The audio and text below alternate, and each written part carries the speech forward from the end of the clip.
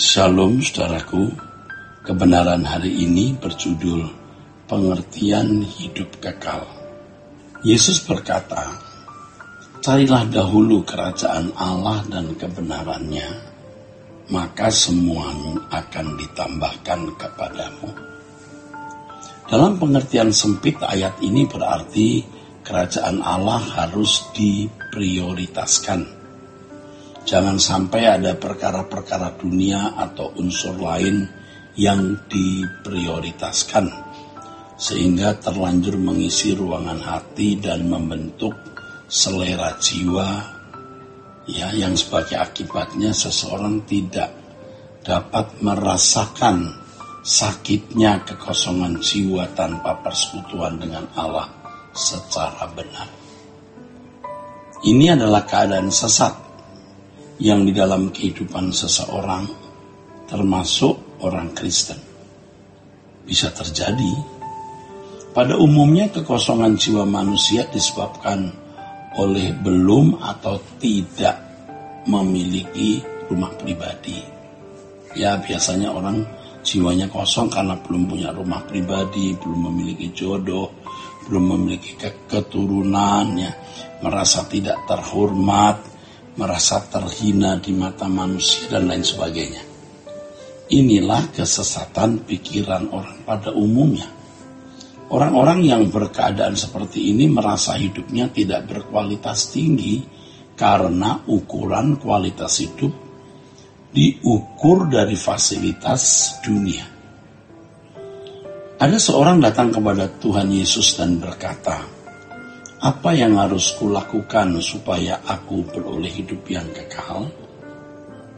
Nah, kata hidup kekal di sini sebenarnya bukan hanya menunjuk kehidupan terus-menerus nanti di surga.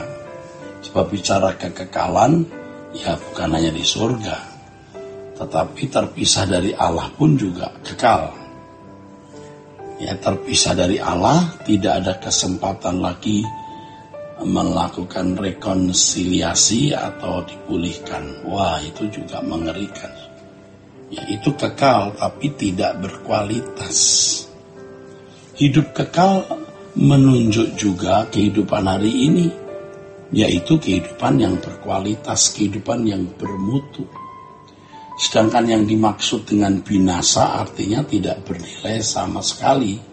Ini kebalikan dari binasa, kalau kata hidup kekal itu kebalikannya binasa. Jadi kebalikan dari binasa adalah kekal. Tapi kekal sebenarnya bukan hanya menunjuk waktu. Sebab bicara kekekalan, orang yang terpisah dari Allah pun kekal. Kekal terpisah dari Allah, gitu maksudnya.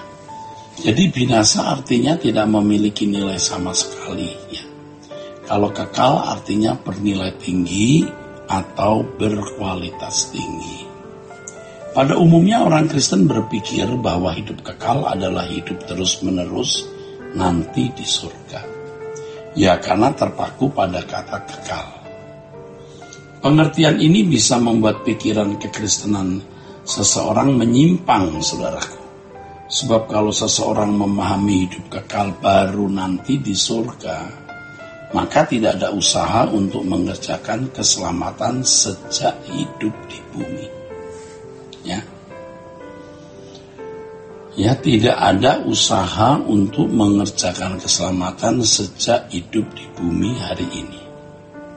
Jika hidup kekal baru didapat nanti, yaitu di balik kubur, maka orang-orang Kristen tidak sungguh-sungguh merasa membutuhkan Tuhan sejak sekarang ini, karena merasa hidup kekal baru didapat nanti setelah mati. Jadi mereka membutuhkan Tuhan nanti saja kalau sudah mati di surga, karena mereka juga tidak ingin masuk neraka.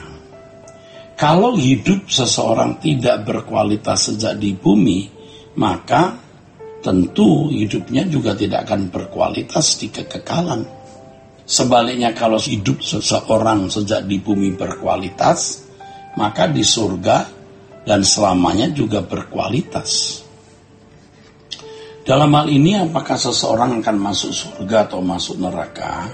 Gejala-gejala atau ciri-cirinya sudah tampak jelas. tampak jelas sejak di bumi.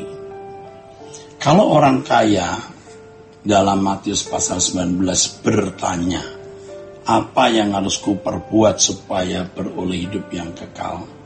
Yaitu maksudnya adalah bagaimana dia bisa memiliki hidup yang berkualitas tinggi atau bermutu. Dan itu tentu bukan menyangkut nanti setelah mati saja, tapi sejak di bumi bagaimana hidupnya berkualitas. Dan Tuhan Yesus mengajarkan agar dia melakukan hukum Taurat seperti menghormati orang tua, tidak membunuh, tidak berzina, tidak mencuri, tidak mengucapkan saksi dusta, dan lain sebagainya. Dalam kehidupan bangsa Israel, standar hidup bersekutu dengan Elohim Yahweh adalah melakukan hukum dan menjalankan ibadah sesuai dengan apa yang diajarkan Musa.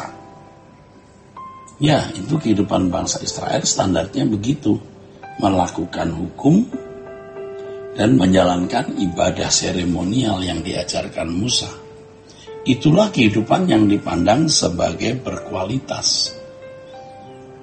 Dari pengakuan orang tersebut yang bertanya apa yang harus dilakukan supaya beroleh hidup yang kekal, orang ini sudah memiliki hidup yang berkualitas menurut ukuran orang beragama atau menurut ukuran orang-orang Yahudi. Sebab dia sudah melakukan hukum itu ya sejak masa mudanya. Dan Yesus tidak menentang, tidak menolak.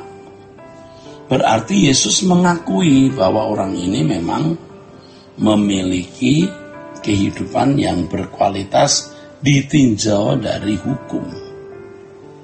Tetapi kemudian orang ini berkata atau bertanya, apalagi yang masih kurang? Apalagi yang masih kurang, Tuhan? Secara hukum, secara agamani ditinjau dari perspektif Yahudi. Orang ini sudah berkualitas, tetapi ternyata dia merasa ada sesuatu yang masih kurang. Itulah sebabnya dia berkata, apalagi yang masih kurang? Tuhan menjawab, jika engkau hendak sempurna. Jika engkau hendak sempurna, ini menunjuk kualitas yang lebih tinggi, lebih dari kualitas orang beragama, lebih dari kualitas agama Yahudi atau agama Samawi pada umumnya. Tuhan Yesus berkata, jual segala milikmu, ya, berikanlah kepada orang miskin. Kapan hal itu dilakukan? Jual segala milikmu, berikanlah kepada orang miskin, datang kemari, ikutlah aku. Demikian ucapan Tuhan Yesus kepada orang kaya ini. Kapan? Ya tentu sejak sekarang ini di bumi. Jika orang ini melakukan dengan benar, maka ia akan memperoleh harta di surga. Selanjutnya Yesus berkata, ya, datanglah kemari dan ikutlah aku. Tentu itu dilakukan sekarang, bukan nanti setelah mati. Hidup kekal atau hidup yang berkualitas yang ditawarkan oleh Tuhan Yesus, inilah hidup yang bernilai sekarang ini, hidup yang berkualitas tinggi sekarang ini, sejak di bumi. Itulah sebabnya Yesus berkata, cari dahulu kerajaan Allah dan kebenarannya. Ini berarti agar kita mendahulukan kerajaan surga. Dunia mengajarkan agar manusia mendahulukan banyak perkara dunia dengan maksud agar dapat memiliki hidup yang berkualitas versi dunia. Yesus menghendaki agar orang percaya tidak menunda dalam mengusahakan untuk memiliki hidup yang berkualitas, sebab penundaan itu yang menyebabkan kebinasaan. Tuhan memberkati saudara sekalian. Sola Gracia.